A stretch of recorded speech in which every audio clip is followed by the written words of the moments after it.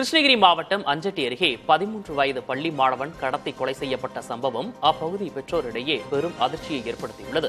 கடந்த ஜூன் 30 அன்று கடத்தப்பட்ட மாணவன் ரோஹித் சில தினங்களுக்கு முன் வனப்பகுதியில் சடலமாக மீட்கப்பட்டார். இந்த சம்பவத்தால் குழந்தைகளின் பாதுகாப்பு கேள்விக்குறியாகியுள்ளதாக பெற்றோர் அச்சம் தெரிவிக்கின்றனர். பள்ளிக்கு தாங்களாகவே சென்று வந்த பிள்ளைகள் தற்போது பெற்றோர்களால் பள்ளிக்கு அழைத்துச் செல்லப்பட்டு மீண்டும் அழைத்து வரப்படுகின்றனர். திருவண்ணாமலை மாவட்டம் செய்யார் அருகே கீழ்நீர்குன்றம் கிராமத்தில் ஒரு வருடமாக நிலவி வரும் குடிநீர் பிரச்சினைக்கு தீர்வு கேட்டு கிராம மக்கள் மறியலில் ஈடுபட்டனர். இதனால் சிப்காட் பணிக்கு செல்லும் பேருந்துகளின் போக்குவரத்தும் பாதிக்கப்பட்டது. துணை வட்டார வளர்ச்சி அலுவலர் வாசுகி, உதவி காவல் ஆய்வாளர் கிருஷ்ணமூர்த்தி ஆகியோர் கிராம மக்களுடன் பேச்சுவார்த்தை நடத்தினர். விரைவில் குடிநீர் பிரச்சினைக்கு தீர்வு காணப்படும் என உறுதியளிக்கப்பட்டதை தொடர்ந்து மறியல் கைவிடப்பட்டது.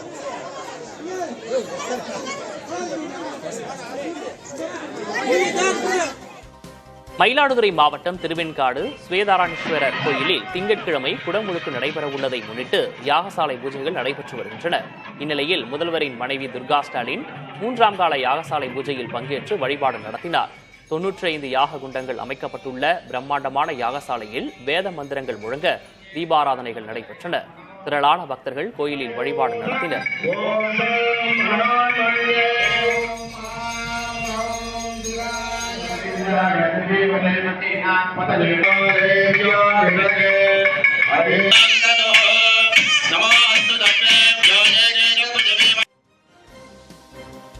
தண்டவாள சீரமைப்பு பணிகளால் கோவை நாகர்கோவில் எக்ஸ்பிரஸ் ரயில் ஒரு மாதத்திற்கு திண்டுக்கல் வரை மட்டுமே இயக்கப்படும் என சேலம் ரயில்வே கோட்டம் அறிவித்துள்ளது.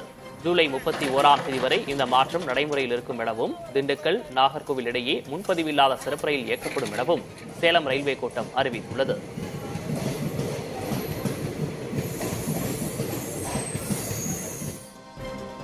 காவிரி 100 ஏரிகள் இணைப்பு திட்டத்தின் கீழ் சேலம் மாவட்டம் மேட்டூர் அணையிலிருந்து திறக்கப்பட்ட உபரி நீர் 5 ஏரிகளை முழுமையாக நிரப்பியுள்ளது.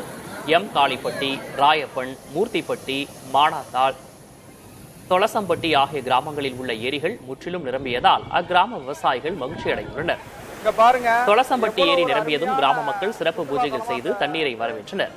நெல் சாகுபடிக்கான பணிகளையும் உற்சாகமாக தொடங்கியுள்ளனர்.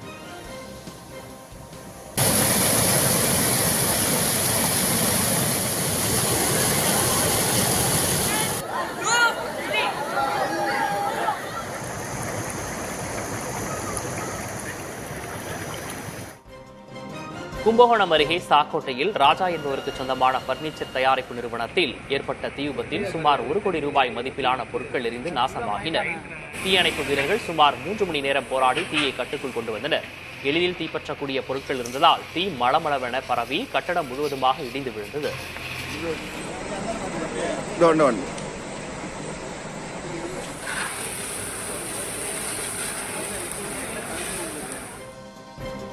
திருச்சி கண்டோன்மெண்டில் உள்ள ஆதிதிராவிட நலக்கல்லூரி மாணவியர் விடுதியில் இடப்பற்றாக்குறை மற்றும் சுகாதார வசதிகள் இல்லாததால் 40 மாணவிகள் வேறு விடுதிக்கு மாற்றப்பட்டனர். மாணவிகள் போராட்டம் நடத்தியதால் ஆட்சியர் சரவணன் நேரில் ஆய்வு மேற்கொண்டார். அதனைத் தொடர்ந்து சோமரசம்பேட்டை அரசு பள்ளி வளாகத்தில் உள்ள ஆதிதிராவிட நல மாணவியர் விடுதிக்கு 40 மாணவிகள் இடமாற்றம் செய்யப்பட்டனர். மேலும் புதிய விடுதி கட்டடங்கள் கட்டுவதற்கான பணிகள் துரிதப்படுத்தப்படும் என மாவட்ட நிர்வாகம் தெரிவித்துள்ளது. கோவை தொண்டாமுத்தூர் பகுதியில் உணவு தேடி விவசாய தோட்டங்களுக்குள் காட்டு யானைகள் நுழைவதால் விவசாயிகள் பாதிக்கப்பட்டுள்ளனர். நள்ளிரவில் ரவி என்ற விவசாயியின் தோட்டத்திற்குள் ஒற்றை யானை நுழைந்த சிசிடிவி காட்சிகள் வெளியாகியுள்ளன. மனிதர்களின் உணவுக்கு பழகிய யானைகள் தொடர்ந்து சேதத்தை ஏற்படுத்தி வருகின்றன. உயிருக்கும் உடமைக்கும் ஆபத்து ஏற்படும் முன் யானையை வனப்பகுதிக்குள் விரட்ட வனத்துறை நடவடிக்கை எடுக்க வேண்டும் என அப்பகுதி மக்கள் வலியுறுத்துகின்றனர். தேனி மாவட்டம் ஆண்டிப்பட்டி அருகே போடி மதுரை அகல ரயில்வே சுரங்கப்பாதையில் கடந்த 2 மாதங்களாக மழை நீரும் ஊற்று நீரும் குளம் போல் தேங்கியுள்ளது. இருசக்கர மற்றும் கனரக வாகனங்கள் செல்ல முடியாததால் பொதுமக்கள் கடும் அவதியடைந்துள்ளனர். உடனடியாக நீரை அகற்றி சுரங்கப்பாதையை சீரமைக்க வேண்டும் என பொதுமக்கள் கோரிக்கை விடுத்துள்ளனர். விரைவில் சீரமைப்பு பணிகள் மேற்கொள்ளப்படும் என ரயில்வே நிர்வாகம் உறுதியளித்திருக்கிறது. சேலத்தைச் சேர்ந்த டேக்வாண்டோ வீராங்கனை அனுசியா பிரியதர்ஷினி ஜெர்மனியில் ஜூலை 14ஆம் தேதி நடைபெறவுள்ள சர்வதேச பல்கலைக்கழகங்களுக்கு இடையிலான டேக்வாண்டோ போட்டிக்கு தேர்வாகியுள்ளார். பள்ளி பருவம் முதல் மாநில மற்றும் தேசிய அளவில் பல பதக்கங்களை வென்றுள்ள இவர் சர்வதேச போட்டிகளிலும் ஒரு தங்கம் உட்பட 8 பதக்கங்களை பெற்றுள்ளார். தென்னிந்தியாவிலிருந்து இப்போட்டியில் பங்கேற்கும் முதல் மாணவி இவர் என்பது குறிப்பிடத்தக்கது. ராமநாதபுரம் மாவட்டம் சேமனூர் கிராமத்தில் உள்ள மருதாளுடைய ஐயனார் கோயிலில் 21 ஆண்டுகளுக்கு பிறகு ஆனி மாத புரவி எடுப்பு விழா நடைபெற்றது. 6 கிலோமீட்டர் தூரம் புரவிகளை தோளில் சுமந்து வந்த கிராம மக்கள் ஆட்டம் பாட்டத்துடன் கொண்டாடினர். நல்ல மழை மற்றும் விவசாய செழிப்புக்காக சிறப்பு வழிபாடுகள் நடத்தப்பட்டன. இதேபோல் சிவகங்கை மாவட்டம் சிங்கமுனரி அருகே உள்ள முப்புள்ளி கருப்பர் கோயிலிலும் புரவி எடுப்பு விழா விமர்சையாக நடைபெற்றது.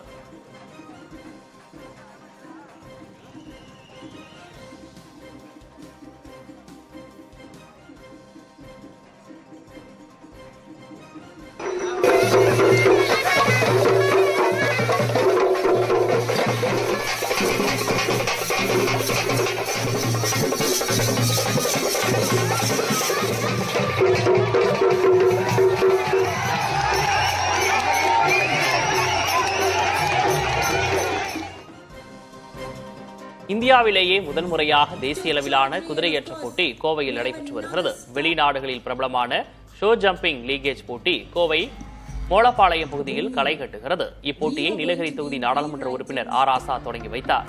சென்னை புல்ஸ், கேரளாவைச் சேர்ந்த பெகாசஸ் ஸ்போர்ட்ஸ், பெங்களூரு நைட்ஸ், தெலுங்கானாவைச் சேர்ந்த கோல்கொண்டா, கோவையைச் சேர்ந்த எலிட் எக்வெஸ்ட் ரியாக்ஷன்ஸ் ஆகிய 6 அணிகள் போட்டிக்களத்தில் உள்ளன.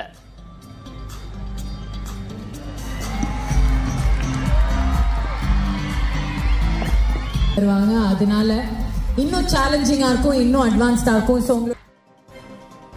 திண்டுக்கல் பேருந்து நிலையம் அருகே திருபுவனம் அஜித் மரணத்திற்கு நீதி கேட்டு அனைத்து இந்திய இளைஞர் பெருமன்றத்தினர் கண்டன ஆர்ப்பாட்டம் நடத்தினர். இதில் பலர் கலந்து கொண்டு காவல்துறைக்கு எதிராக முழக்கங்கள் எழுப்பினர்.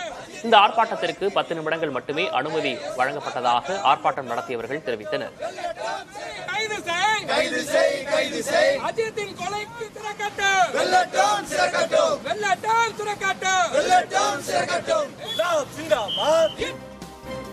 மதுரை மத்திய சிறையிலிருந்து நீதிமன்ற விசாரணைக்காக அழைத்துச் செல்லப்பட்ட கைதி தப்பியோடிய விவகாரத்தில் ஆயுதப்படை காவலர்கள் சரவணகுமார் மற்றும் பாலமுருகன் ஆகிய இருவரும் பணியிடை நீக்கம் செய்யப்பட்டுள்ளனர். கடந்த 3ஆம் தேதி மாட்டுத்தாவணை பேருந்து நிலையத்தில் பகவதி ராஜா என்ற கைதி தப்பியோடினார். இதையடுத்து கைதியை அழைத்துச் சென்றதில் கவனக்குறைவாக செயல்பட்டதாக காவலர்கள் மீது நடவடிக்கை எடுக்கப்பட்டுள்ளது. தப்பியோடிய கைதியை காவல்துறை தீவிரமாக தேடி வருகிறது.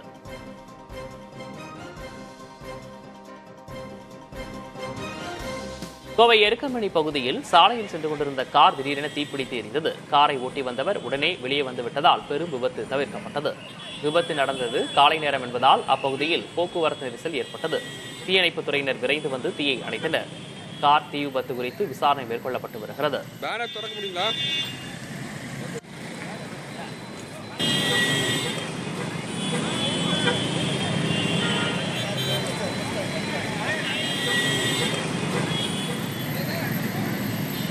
பேனர் திறக்க முடியுங்களா?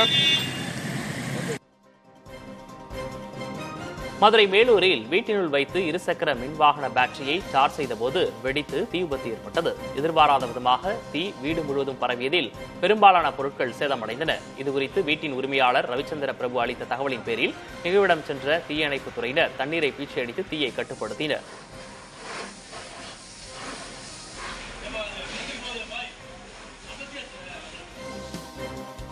அரியலூர் மாவட்டம் வள்ளக்குளம் கிராமத்தில் மின்கசிவு காரணமாக கோழிப்பண்ணையில் தீ விபத்து ஏற்பட்டது. இரவில் ஏற்பட்ட தீயால் 15 லட்சம் மதிப்பிலான பொருட்கள் முழுவதும் எரிந்து சேதமானது.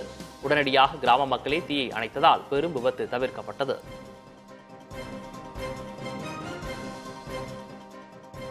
ராமநாதபுரத்தில் உள்ள கோதண்டராமர் ஆலயத்தில் தேரோட்ட விழா வெகு சிறப்பாக நடைபெற்றது. ஆலயத்திலிருந்து பாரம்பரிய கலைகளான சிலம்பாட்டம், ஒயிலாட்டத்துடன் விழா களை கட்டியது. அதைத் தொடர்ந்து ஆலயத்திலிருந்து பக்தர்கள் தேரை வடம் பிடித்து இழுத்தனர். ஆணி பிரம்மோற்சவத்தை ஒட்டி நடந்த தேரோட்டத்தில் பக்தர்களின் ஹரே ராமா ஹரே கிருஷ்ணா முழக்கம் விண்ணை அதிர வைத்தது.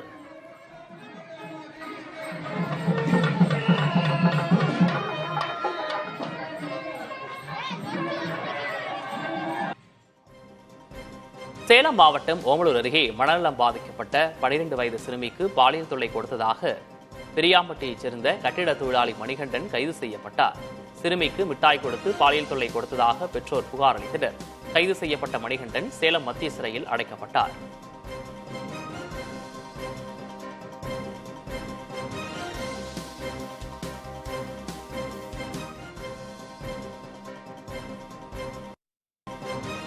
திருச்செந்தூர் சுப்பிரமணிய சுவாமி கோயிலில் ஜூலை 7ஆம் தேதி நடைபெறும் குடமுழுக்கு விழாவை முன்னிட்டு பக்தர்கள் மீது புனித நீர் தெளிக்க ட்ரோன் சோதனை ஓட்டம் நடைபெற்றது. 10 லட்சத்துக்கும் மேற்பட்டோர் வரவுள்ளதை கருத்தில் கொண்டு 20 இடங்களில் ட்ரோன் மூலம் நீர் தெளிக்கும் ஏற்பாடுகள் செய்யப்பட்டுள்ளன. மாவட்ட எஸ்பி ஆல்பர்ட் ஜான் முன்னிலையில் கடற்கரையில் நீர் நிரப்பிய ட்ரோன்கள் சோதனையாக பறக்கவிடப்பட்டன. 50,000 பக்தர்கள் அமரக்கூடிய இடமும் அமைக்கப்பட்டுள்ளது.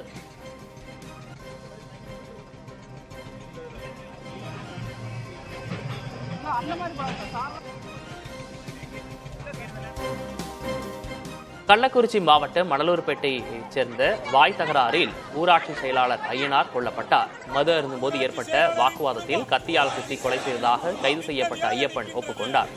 ஐயனார் உயிரிழந்ததை கண்டித்து ஊராட்சி செயலாளர்கள் சங்கத்தினர் திருக்கோவிலூரில் கண்டன ஆர்ப்பாட்டம் நடத்தினர். உறவினர்கள் சாலை மறியலில் ஈடுபட்ட நிலையில் டிஎஸ்பி பேச்சுவார்த்தை நடத்தி சமாதானம் செய்தார்.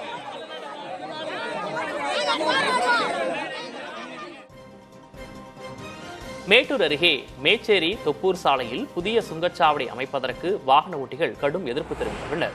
தொப்பூரில் ஏற்கனவே சுங்கச்சாவடி இருந்தும் 25 கிலோமீட்டரில் மறுபடியும் சுங்கச்சாவடி அமைப்பது முறையற்றது என்றும் இதனால் பாதிப்பு ஏற்படும் என்றும் வாகன ஓட்டிகள் கூறினர். பழுதடைந்த சாலையை பராமரிக்கப்படாத நிலையில் கூடுதல் கட்டணம் மக்கள் மீது சுமத்தப்படக்கூடாது என்றும் அவர்கள் வலியுறுத்தினர். திருச்சி மாவட்டம் துறையூர் அருகே சொரத்தூர் பகுதியில் வாகன தணிக்கையின் போது 475 கிலோ தடை செய்யப்பட்ட குட்கா பொருட்கள் கடத்தி வந்த கார் பறிமுதல் செய்யப்பட்டது. சுமார் 2 லட்சம் ரூபாய் மதிப்பிலான பொருட்களை கடத்தி வந்த கார் ஓட்டுநர் தப்பி ஓடிவிட்டதாக காவல்துறை தெரிவித்துள்ளது. இந்த கார் போலியான பதிவெண்ணுடன் பயன்படுத்தப்பட்டதாக தெரியவந்திருக்கிறது.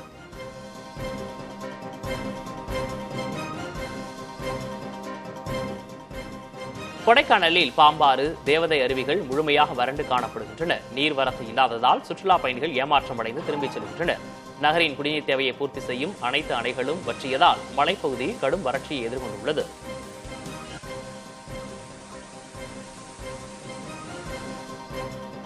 மறைந்த முதல்வர் ஜெயலலிதா பாணியில் தேர்தல் வெற்றிக்காக திருவொற்றியூர் வடிவுடையம்மன் கோயிலில் முதன்முறையாக அதிமுக பொதுச் செயலாளர் எடப்பாடி பழனிசாமி வழிபாடு செய்தார்.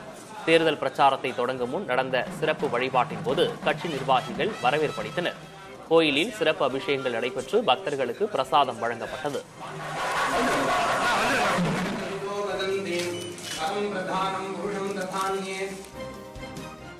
அமெரிக்காவில் நடந்த தடகள போட்டியில் 3 தங்கப் பதக்கங்கள் வென்ற கன்னியாகுமரியைச் சேர்ந்த பெண் தலைமை காவலருக்கு காவல் கண்காணிப்பாளர் ஸ்டாலின் வாழ்த்து தெரிவித்தார். காவல்துறை மற்றும் தீயணைப்புத் துறைக்கான தடகள போட்டியில் மண்டைக்காடு காவல் நிலைய காவலர் கிருஷ்ணரேகா பங்கேற்றார்.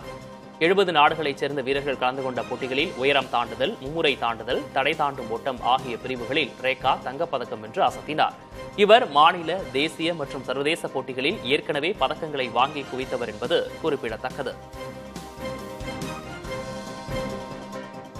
ராமநாதபுரம், ராமேஸ்வரம் இடையே மின்வழித்தட பணிகள் காரணமாக ஜூலை 7ஆம் தேதி முதல் 31ஆம் தேதி வரை ரயில்கள் பாதியளவு ரத்து செய்யப்படும் என்று தெற்கு ரயில்வே மதுரை கோட்டம் அறிவித்துள்ளது.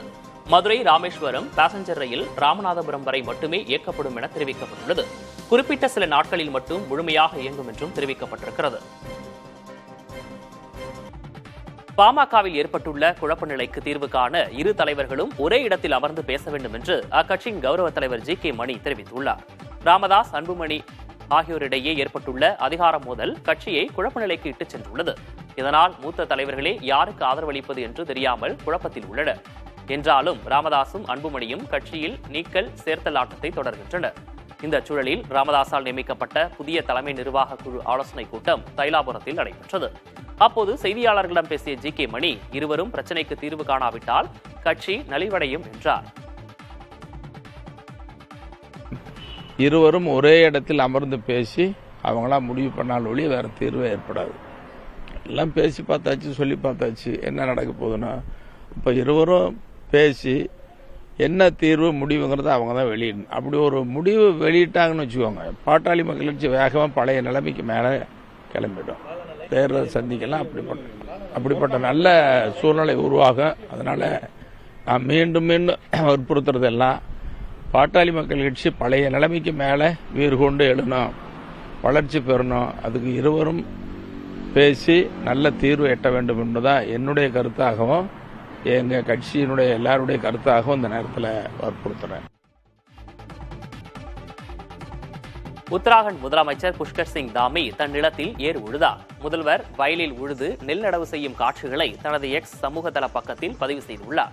அப்போது உள்ளூர் விவசாயிகள் சிலரும் பாடிக்கொண்டே நாற்றுகளை நட்டனர்.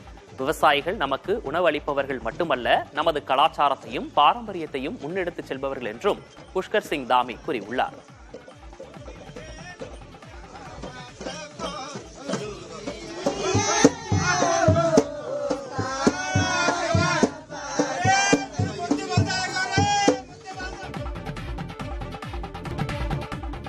பழைய அலுமினியம் குக்கர் பயன்படுத்துகிறீர்களா? உடல்நல பாதிப்பு ஏற்பட அதிக வாய்ப்புள்ளது. மும்பையைச் சேர்ந்த ஒரு நபருக்கு உடல்நலக்குறைவு ஏற்பட்டு மருத்துவமனையில் சோதிக்கப்பட்ட போது ஈயம் அதிக அளவில் சேர்ந்ததை இதற்கு காரணம் என கண்டறியப்பட்டது. அவரது வீட்டில் பழைய அலுமினிய குக்கர் 20 ஆண்டுகளாக பயன்படுத்தி வந்த நிலையில் அதிலிருந்து அதிக அளவில் ஈயம் வெளிப்பட்டு உணவில் கலந்துள்ளதாக மருத்துவர்கள் தெரிவித்துள்ளனர். இதனால் மூளை தொடர்பான பாதிப்புகள் ஏற்படும் என மருத்துவர்கள் எச்சரித்துள்ளனர். அமெரிக்க சுதந்திர தினத்தை ஒட்டி அந்நாட்டில் கொண்டாட்டங்கள் களை கட்டின. தலைநகர் வாஷிங்டனில் வண்ணமிகு வான வேடிக்கைகள் நடைபெற்றன. இரவை பகலாக்கும் வகையில் கண்ணை பறிக்கும் வெளிச்சத்துடன் நடைபெற்ற வான வேடிக்கைகளை அதிபர் டிரம்பும் அவரது மனைவி மெலனியாவும் வெள்ளை மாளிகை மாடத்திலிருந்து கண்டுகளித்தனர். முந்தைய ஆண்டுகளை விட இந்த ஆண்டு விழா சிறப்பாக இருந்ததாக பார்வையாளர்கள் தெரிவித்தனர். பிரிட்டன் பிடியிலிருந்து அமெரிக்கா 1776ஆம் ஆண்டு ஜூலை 4ஆம் தேதி விடுதலை அடைந்தது.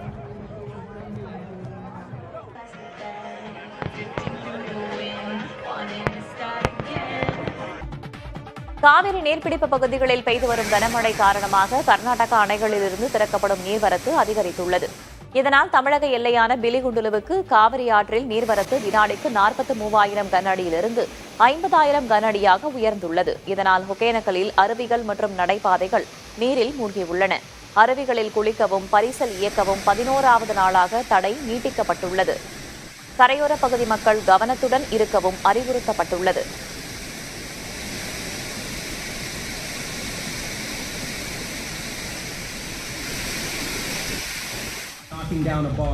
இந்தியாவிலேயே முதன்முறையாக தேசிய அளவிலான குதிரையேற்ற போட்டி கோவையில் நடைபெற்று வருகிறது. பிரபலமான வெளிநாடுகளில் ஷோ ஜம்பிங் லீக் போட்டி கோவை மோளப்பாளையம் பகுதியில் களை கட்டியுள்ளது. இப்போட்டியை நீலகிரி தொகுதி நாடாளுமன்ற உறுப்பினர் ஆர் ஆசா தொடங்கி வைத்தார். சென்னை புல்ஸ், கேரளாவைச் சேர்ந்த பெகசஸ் ஸ்போர்ட்ஸ், பெங்களூருவைச் சேர்ந்த நைட்ஸ், தெலங்கானாவைச் சேர்ந்த கோல்கொண்டா, கோவையைச் சேர்ந்த எலிட் எக்ஸ்பெஸ்டரியஸ் ஆகிய 6 அணிகள் போட்டிக்களத்தில் உள்ளன.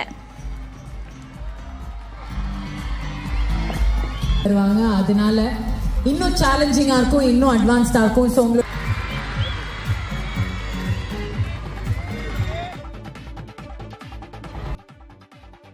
லெப்டினன்ட் ஆஸ்தா பூனியா இந்திய கடற்படை போர் விமான பிரிவில் சேர்க்கப்பட்ட முதல் பெண் என்ற பெருமையை பெற்றுள்ளார். துணை லெப்டினன்ட் ஆஸ்தா பூனியா 1 ஆண்டு பயிற்சிக்கு பின் அவர் கடற்படை போர் விமானங்களை இயக்க தொடங்குவார் என்று கூறப்பட்டுள்ளது. கடற்படையில் இதற்கு முன்னதாகவே பெண் விமானிகள் சேர்க்கப்பட்டிருந்தாலும் அவர்கள் கண்காணிப்புக்காக விமானங்களை மட்டுமே இயக்கியுள்ளார்கள். இந்திய விமானப்படை 2016 முதல் முறையாக பெண்களை போர் விமானிகளாக சேர்த்தது. இப்போது கடற்படையிலும் போர் விமானம் இயக்குவதற்கான பாலின தடை தகர்க்கப்பட்டுள்ளது. இலங்கையிலிருந்து படகு மூலமாக தமிழகத்திற்குள் சட்டவிரோதமாக நுழைந்த 3 பேரை இந்தியா உடனடியாக நாடு கடத்தியுள்ளது. மன்னார் பேசாலையிலிருந்து மணல் தீவுக்கு வந்தவர்களில் ஒருவர் முல்லைத்தீவு பகுதியைச் சேர்ந்த சிவில் பாதுகாப்பு திணைக்கள அதிகாரி என்றும் மற்ற 2 புத்தளம் பகுதியைச் சேர்ந்தவர்கள் என்பதும் விசாரணையில் தெரியவந்தது. இவர்கள் இலங்கையில் குற்றச்செயல்களில் ஈடுபட்டதாக தகவல்கள் இருப்பதால் விமானம் மூலமாக நாடு கடத்தப்பட்டனர்.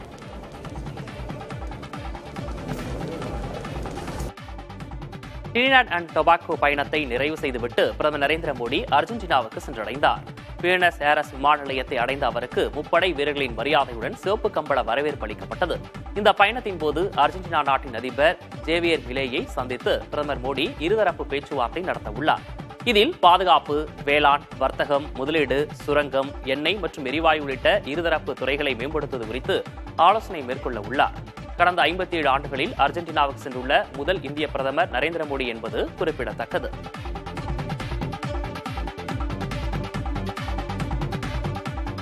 அமெரிக்க அதிபர் டிரம்ப் விதித்துள்ள கெடு தேதிக்குள் அவரிடம் பிரதமர் மோடி சரணடைந்து விடுவார் என காங்கிரஸ் மூத்த தலைவர் ராகுல் காந்தி விமர்சித்துள்ளார். அமெரிக்காவை கெடு தேதிக்குள் ஒப்பந்தம் செய்து கொள்ள முடியாது என்றும் நாட்டு நலனே முக்கியம் என்றும் மத்திய வர்த்தக அமைச்சர் பியூஷ் கோயல் கூறியிருந்தார். இதை சுட்டிக்காட்டி எக்ஸ் சமூக வலைதளத்தில் பதிவிட்டுள்ள ராகுல் காந்தி, பியூஷ் கோயல் எப்படி வேண்டுமானாலும் மார்த்தட்டிக் கொள்ளலாம் என்றும், ஆனால் ஜூலை 9ஆம் தேதிக்குள் டிரம்பிடம் மோடி சரணடைவது நிச்சயம் என்ற தனது இன்றைய வார்த்தைகளை குறித்து வைத்துக் கொள்ளலாம் என்றும் அவர் தெரிவித்துள்ளார்.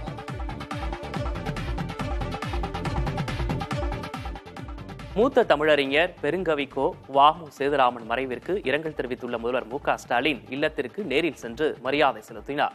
அவருடைய மறைவு குறித்து முதல்வர் வெளியிட்டுள்ள இரங்கல் குறிப்பில், தமிழ்நாடு அரசின் கலைமாமணி, திருவள்ளுவர் விருது உள்ளிட்ட பல விருதுகளுக்கு சிறப்பு சேர்த்த செந்தமிழ் செம்மல் என புகழாரம் சூட்டியுள்ளார். 1,00,000க்கும் மேற்பட்ட கவிதைகள், 100க்கும் மேற்பட்ட கவிதை நூல்கள் உள்ளிட்ட படைப்புகளை அளித்த பெருங்கவிக்கோவின் புகழ் தமிழ் உள்ளவரை போற்றப்படும் என முதல்வர் தனது இரங்கல் செய்தியில் குறிப்பிட்டுள்ளார். வ.மு. சேதுராமன் இல்லத்திற்கு நேரில் சென்ற முதல்வர் மு.க. ஸ்டாலின் மரியாதை செலுத்தி குடும்ப உறுப்பினர்களுக்கு ஆறுதல் கூறினார். 32 ஆண்டுகளுக்கு மேலாக தமிழ் மொழியின் மேன்மையை காக்க அவர் மேற்கொண்ட பணிகளை குடும்ப உறுப்பினர்களிடம் நினைவு கூர்ந்தார். ராமாயண யாத்திரை என்ற பெயரில் சிறப்பு ரயில் ஒன்றை இந்திய ரயில்வே வரும் 25ஆம் தேதி முதல் இயக்க உள்ளது. ராமாயண காவியத்தில் ராமர் சென்ற இடங்கள் என கூறப்படும் இடங்களுக்கு இந்த ரயில் செல்லும். அயோத்தியில் புறப்படும் இந்த ரயில் பல்வேறு இடங்களுக்கு சென்று இறுதியாக ராமேஸ்வரம் வந்தடையும். 17 நாட்கள் கொண்ட இந்த பயணத்தில் ஒரு நபருக்கான கட்டணம் 1,18,000 ரூபாயில் தொடங்கி 1,80,000 ரூபாய் வரை இருக்கும் என கூறப்பட்டுள்ளது. 5வது முறையாக ராமாயண யாத்திரையை நடத்துவதாக IRCTC கூறியுள்ளது. துங்கபத்ரா அணைக்கு நீர்வரத்து அதிகரித்துள்ளதால் அணையின் பாதுகாப்பு கருதி மதகுகள் வழியாக ஆற்றில் உபரிநீர் திறக்கப்பட்டுள்ளது.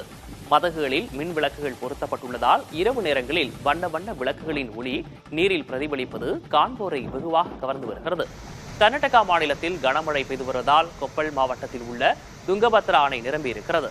ஒரு வருடத்திற்கு பிறகு துங்கபத்ரா அணையிலிருந்து ஆற்றுக்கு தண்ணீர் வருவதால் விவசாயிகள் மகிழ்ச்சி அடைந்துள்ளனர்.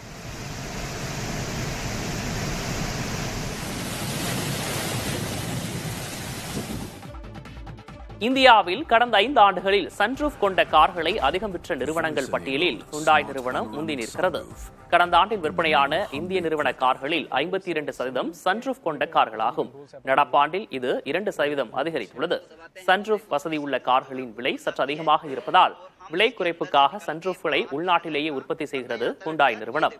ஒரு காலத்தில் சொகுசு கார்களில் மட்டுமே இருக்கும் சன்ரூஃப் அம்சம் இப்போது நடுத்தர மக்கள் வாங்கும் கார்களிலும் இடம்பெற்றிருக்கிறது. பாடல்களுக்காக புகழ்பெற்ற ஸ்பாட்டிஃபை வலைதளத்தில் உலக அளவில் அதிகம் பின்தொடரப்படும் பாடகராக இந்தியாவின் அர்ஜித் சிங் உருவெடுத்துள்ளார். இதுவரை 15 கோடியே 10 லட்சம் பேர் பின்தொடர்கின்றனர். மேற்கத்திய பிரபலங்கள் டெய்லர் ஸ்விஃப்ட், எட் ஷீரன் போன்றவர்களை தாண்டி அர்ஜித் சிங் முதலிடத்தில் உள்ளார். AR ரஹ்மான் 6 கோடியே 56 லட்சம் பேருடன் 14வது இடத்தில் உள்ளார்.